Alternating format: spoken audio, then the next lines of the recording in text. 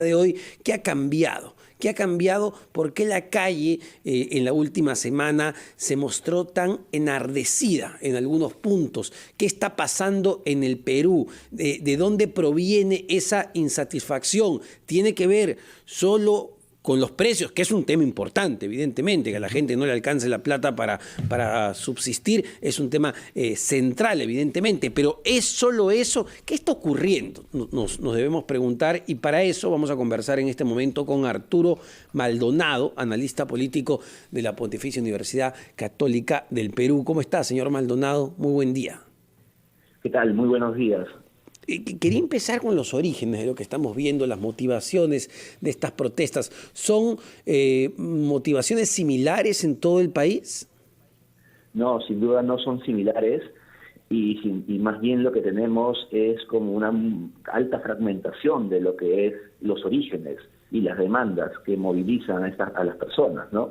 Es decir, si podemos hacer una diferencia de una manera gruesa, podríamos decir que, por ejemplo, las movilizaciones que vemos más desde el lado de las carreteras, por ejemplo, son movilizaciones por asuntos puntuales, sectoriales, gremiales, de sindicatos, ¿no? Que tienen que ver con el agro, que tienen que ver con el transporte, ¿no? Que tienen que ver eso, ¿no? Con sectores particulares, ¿no? Más bien las movilizaciones que hemos visto que podrían ser más de la calle, ¿no? Tienen que ver justamente con demandas del tipo de la ineficiencia del gobierno para combatir, digamos, el alza de los precios y de la ineficiencia del gobierno en general, que lleva pues a algunos a pedir efectivamente que el señor Castillo renuncie, ¿no? O que se vayan todos, ¿no? Entonces podríamos hacer una diferencia gruesa entre esos dos tipos de movilizaciones, ¿no? Pero finalmente todas, señor Maldonado, son muestras de insatisfacción y reclamo contra el gobierno que finalmente, como usted muy bien lo dice, terminan en un pedido de renuncia del gobierno de Pedro Castillo. Ahora, yo le quiero formular una inquietud, una pregunta un tanto arriesgada, pero estamos analizando las posibilidades. ¿Usted vislumbra, ¿no?, en un futuro escenario la caída del régimen? Es una pregunta complicada y yo creo que el gobierno está haciendo todos los, entre comillas, méritos, ¿no? Está, digamos, comportándose de una manera que parecería ir en esa dirección. Sin embargo, creo yo que no es tan fácil de decirlo así de la noche a la mañana, porque lo que estamos viendo en realidad es que el gobierno y el Congreso de alguna manera tienen una suerte como de pacto tácito de que nos quedamos todos, ¿no? Y entonces en el Congreso tampoco hay los votos para poder destituir al presidente. El presidente no va a renunciar, digamos, tampoco creo yo que tenga las intenciones en estos momentos, por ejemplo, de avanzar en esa dirección, ¿no? Entonces, ahí está un poco complicado de dónde va a venir la fuente, ¿no? La motivación, ¿no? La presión para, digamos, que el presidente dé el paso adelante, que podría ser, pues, una escalada. A ver, entonces, señor Maldonado, lo vemos desde el otro lado. ¿Qué es lo que mantiene aún firme en el poder a Pedro Castillo? Pues lo que lo mantiene es esta suerte de cuoteo político que ha hecho, ¿no? Esta suerte como de repartija de puestos y de la administración pública, ¿no? Que hace, pues, que tenga una bancada, digamos, fiel, ¿no? Unas bancadas fieles en el Congreso, de tal manera que tiene una protección ahí, digamos, y no pueden destituirlo, ¿no? Es decir, Perú Libre está firme ahí, ha ganado, ¿no es cierto? También algunos congresistas de Acción Popular, los famosos niños, no tiene también algunos congresistas de Somos Perú, todavía, a pesar de todo, digamos, el desastre del manejo gubernamental, tiene el apoyo de algunos miembros de Juntos por el Perú, algunos no agrupados, es decir, ha construido una coalición parlamentaria que lo defiende de cualquier avance, de cualquier, digamos, problema que puede tener en el Congreso, que es, digamos, el principal punto político, la principal arena política donde se debate la destitución de Pedro Castillo. Claro, tiene, entendemos, los votos suficientes para evitar ser vacado, ¿no? Porque hay que recordar, para un proceso de ese tipo necesita al menos los 2/3 de la votación, 87 votos, si es que no me estoy equivocando. Pero ¿hasta qué punto puede tener asegurada esa votación el presidente Pedro Castillo. Y me pongo a pensar en cuánto más se puede intensificar la protesta en la calle. No sé si es suficiente las medidas que ha tomado o que ha anunciado el presidente Castillo, como las exoneraciones tributarias, ¿no? a los combustibles y una serie de productos de la canasta básica. ¿Esto va a ser suficiente para menguar, para apaciguar el enojo ciudadano? Yo creo que, digamos, eso le da una válvula de salida, de escape a la presión muy pequeña en estas circunstancias, ¿no? Y es un riesgo alto, ¿no?, de que el gobierno se dirija, digamos, con todos sus aliados en el Congreso actuales, se dirijan en una dirección populista y se dediquen a abrir la caja fiscal, ¿no es cierto? Ahí vamos a ver, pues, que seguramente habrán confrontaciones dentro del gabinete, sobre todo con, digamos, el Ministerio de Economía, que es el encargado un poco de cuidar la economía nacional, ¿no? Pero es una posibilidad, pero sin duda este tipo de medidas, ¿no?, de exoneraciones, ¿no?, de disminuciones de impuestos, para tratar de aliviar, digamos, un problema que estamos atravesando y que creo que es una de las principales quejas de la ciudadanía con respecto a Pedro Castillo, que es el alza de los precios, ¿no? Las personas día a día, semana a semana se dan cuenta de esta situación, ¿no? Pero creo que esa insatisfacción no es suficientemente amainada por este tipo de medidas, y en algún momento, ¿no?, la presión va a ser más de las medidas de escape, de la presión que el mismo gobierno pueda implementar. Ahora, señor Maldonado, todo lo que pasa en el país con esta crisis, según algunas voces, es que todo estaría siendo planificado desde el gobierno, ¿no?, por el Poder Ejecutivo, para sembrar el caos y convertir al país en una próxima Venezuela. ¿Qué opina usted? Le voy a pedir, por favor, que esperemos su respuesta. Vamos a una pausa, escuchamos a los anunciantes y luego regresamos con este diálogo. 8 de la mañana con 18 minutos, Omar Mariluz en Lima y Carlos González en Trujillo. Estamos con ustedes esta mañana en Ampliación de Noticias, en RPP, la voz de todo el Perú. Estamos conversando con Arturo Maldonado, doctor en filosofía, politólogo y analista, en relación a la crisis política que afronta el país en un contexto, pues, de marcha, ¿no?, de ciudadanos opositores al gobierno de Pedro Castillo que piden su renuncia. Señor Maldonado, le dejé la pregunta, ¿no? Si todo lo que está pasando en el país con esta crisis política, algunas voces señalan que esto vendría ya planificado desde el Ejecutivo, desde el gobierno de Pedro Castillo, para convertir al país en una próxima Venezuela, ¿no?, tras sembrar el caos acá en el Perú. Bueno, yo creo ahí que el mejor predictor del comportamiento del Ejecutivo es el comportamiento pasado, y hemos visto que este comportamiento pasado está marcado, digamos, por la ineficiencia, está marcado por el desorden, está marcado por, digamos, la nulidad. Entonces yo creo que tratar de organizar, pensar que el Ejecutivo ha organizado esto de alguna manera desde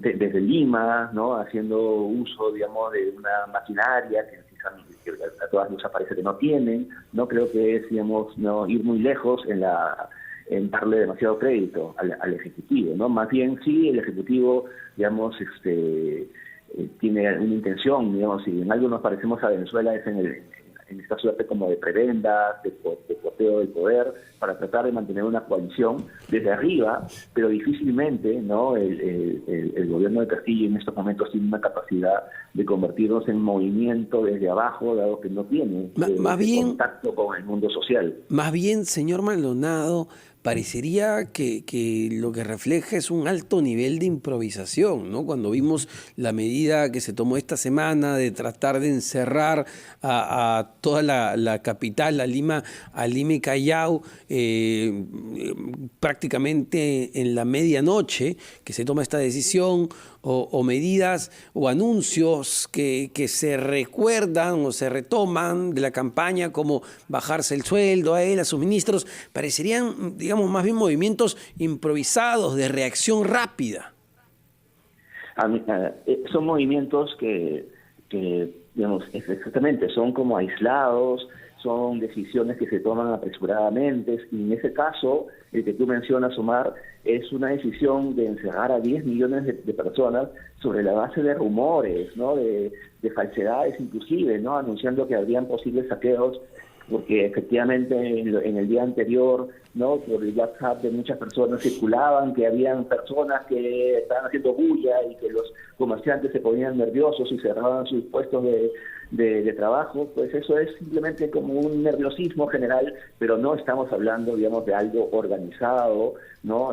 Para tratar de capturar a la ciudad o de ponerla en jaque. Y en todo caso, si hubiera algo de eso, la policía era la encargada y no pues una medida como la que vimos de tratar de encerrarnos apresuradamente, prolongadamente, digamos, a 10 millones de personas a la medianoche, que al día siguiente todos despertamos y no sabíamos muy bien qué es lo que teníamos que hacer, si mandar a los hijos al colegio, nosotros mismos ir a trabajar, ¿no? Entonces, ese tipo de decisiones, ¿no? Creo yo ha sido, como tú bien dices, ¿no? La marca de este gobierno, ¿no? El gobierno que se guía, digamos, por gestos, ¿no? Que ya caen un poco en el vacío y por, digamos, decisiones a la luz de lo que se les ocurre en el momento, ¿no? Y ahora se les está ocurriendo que la mejor solución es esta, digamos, de disminuir impuestos, ¿no? Y también de hacer gestos, ¿no? Simbólicos que ya un poco están cayendo en un saco roto, como el de la disminución de los sueldos, ¿no?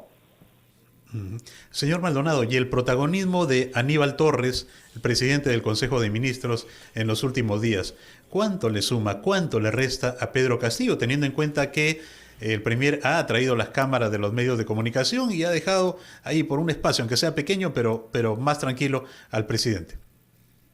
Sí, normalmente la función de un primer ministro es la de tratar de ser un pararrayos, ¿no? Para que toda la atención no llegue al puesto principal, ¿no? Del presidente. Y sin embargo creo que el señor Aníbal Torres, sobre todo en la última semana, con sus declaraciones, ¿no? Ha aumentado la tensión política, ¿no? Él mismo ha traído, digamos, toda una serie de críticas de su persona, pero esto no deja pues de todas maneras resbalarle a la gestión de todo el Ejecutivo, ¿no? Creo yo que estamos viendo a un primer ministro que, digamos, también no sabe muy bien qué es lo que hacer en el gobierno, que tiene este estilo, esta personalidad un poco intolerante, que tiene una personalidad un poco distante, sobre todo cuando está tratando de negociar, ¿no? Y no logra, pues, en esas circunstancias llegar a buen término, ¿no? Tenemos, pues, ahora, digamos, la situación de en algunos puntos del país, personas, gremios, ¿no? Sindicatos que se han reunido con el primer ministro y lo tratan más bien de una persona como arrogante, distante, que no tiene la empatía necesaria como para sentarse en una mesa de diálogo. Entonces vemos que ese tipo de gobierno, ese tipo de características personales de Aníbal Torres no ayudan en este momento a resolver los problemas y por el contrario, ¿no? Le abre nuevos flancos, sobre todo, digamos, haciendo elogios de genocidas como Hitler, ¿no? Y entre otros disparates que el señor puede haber dicho en las últimas semanas, ¿no? Sería importante una recomposición del gabinete y también ¿cuánto esto podría ayudar, ¿no? Si es que vemos que el presidente sigue designando a los ministros que conducen la política de gobierno del país en base a lo que usted comentaba y comentábamos al principio del programa, en base a cuotas, ¿no? En base a intereses, en base a sobrevivir básicamente en el poder.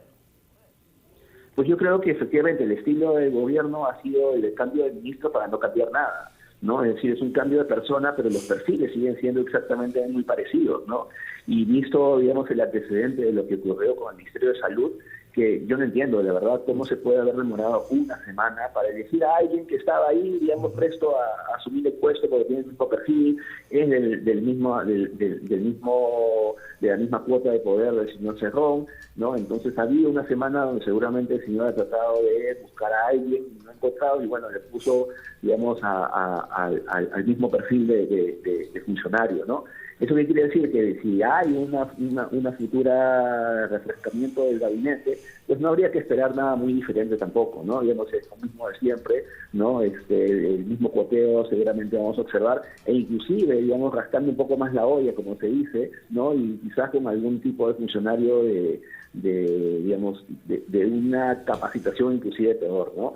Entonces, digamos, sí, en estas circunstancias es peligroso pensar en eso, aunque el Ejecutivo lo puede ver pues como una serie de gestos, ¿no? Y una forma pues de calmar un poco los ánimos, ¿no? Ahora, los próximos días, señor Maldonado, vienen tiempos más complicados, más difíciles, de acuerdo a los elementos que tenemos ahora. ¿Qué es lo que podemos visualizar?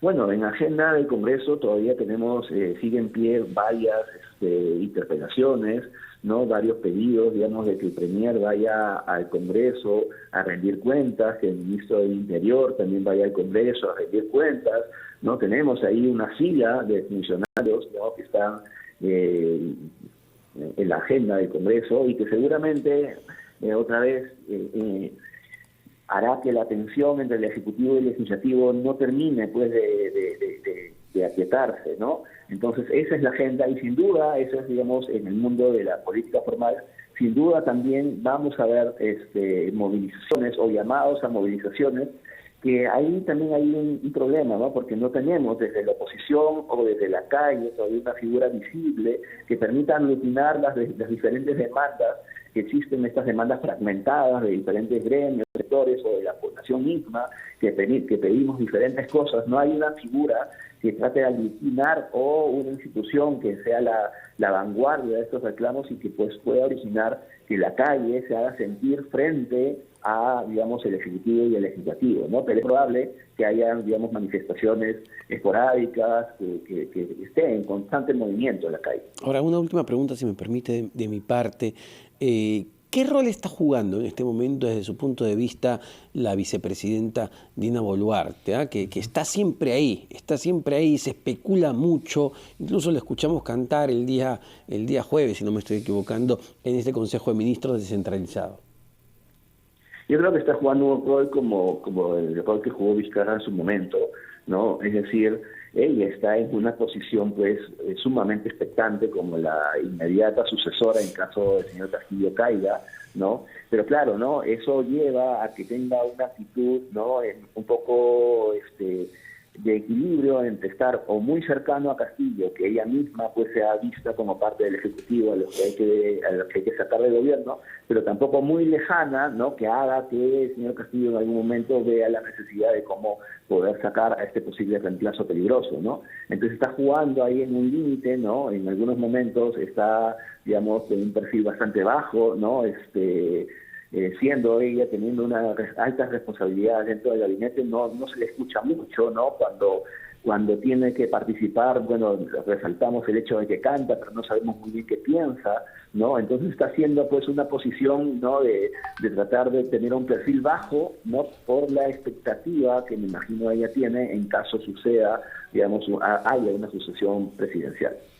Sí, le pido una respuesta corta. ¿Usted cree que Dina Boluarte está en condiciones para gobernar el país? ¿Es idónea para el cargo? Porque eso es lo que se le cuestiona a Pedro Castillo. Es una pregunta complicada. Yo creo que en este país, en estas circunstancias, actualmente nadie está capacitado para gobernar el país, ¿no? Y Dina Boluarte, digamos, si bien es cierto, tiene una distancia con Pedro Castillo y podría imprimir otro tipo de gobierno, pues igual, ¿no? Viene de las mismas canteras, ¿no? Viene del mismo partido, ¿no? Y por lo tanto eso haría sospechar, digamos, ya de entrada, digamos, tendría muy poca legitimidad de entrada, digamos, en caso ella pueda asumir, ¿no? Yo creo que para tratar, digamos, de llevar, ¿no? al Perú y darle una paz social, que es la que requiere, ¿no? La figura de Dina Boluarte no da la talla, no tiene en estos momentos la capacidad necesaria, porque es parte en estos momentos del problema, ¿no?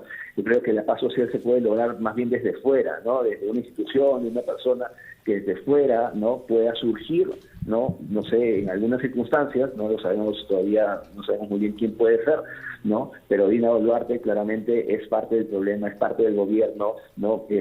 Fue elegida como parte de la plancha de Perú Libre, entonces carga todo ese simbolismo y todo ese pasado político que haría difícil, digamos, que tenga continuidad o que tenga una mayor estabilidad del estabilizamiento de Pedro Castillo, ¿no? Perfecto, muchísimas gracias, señor Maldonado. Arturo Maldonado, politólogo de la Pontificia Universidad Católica del Perú. 8:30 de la mañana, Carlos, tenemos